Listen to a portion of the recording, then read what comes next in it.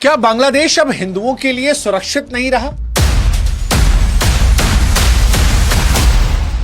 देखिए, सवाल गुस्से से नहीं पूछ रहा हूं।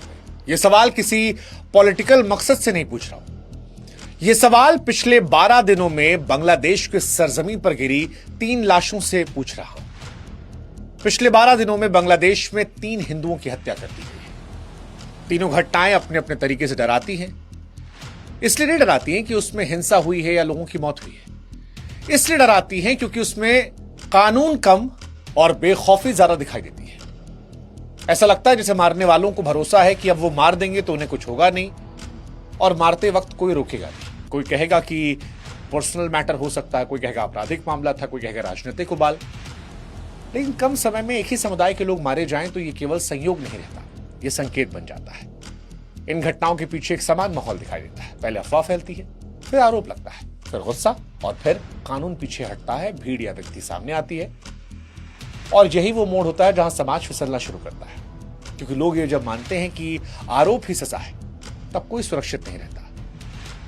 वैसे पहली बार नहीं है, पिछले कुछ वर्षों में बांग्लादेश में हिंदू बस्तियों पर हमले हुए हैं। मंदिरों में तोड़फोड़ हुई है, घर दुकानें जलाई गई हैं। कई बार सुरक्षा बल मौजूद रहे लेकिन हिंसा नहीं रुकी।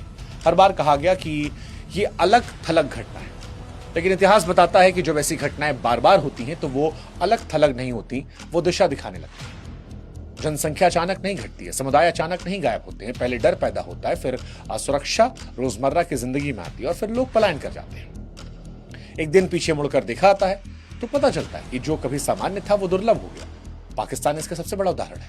हिंदू सिख आबादी एक दिन में नहीं घटी, डर के साथ सालों में घटी। इसीलिए बांग्लादेश को लेकर आज सवाल उठ रहा है। सवाल इसी डर से।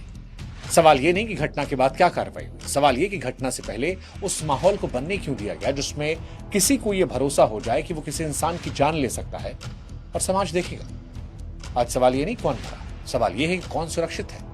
और अगर इस सवाल का जवाब साफ नहीं है तो ये मान लेना चाहिए कि समस्या एक समुदाय की नहीं है, समस्या उस समाज की है जहां इंसान की जान धीरे धीरे सस्ती होती जा रही है। आपको क्या लगता है, बांग्लादेश में हिंदुओं की जान सस्ती हो गई है, वो असुरक्षित है? सवाल बड़ा है, सोचिएगा जरूर।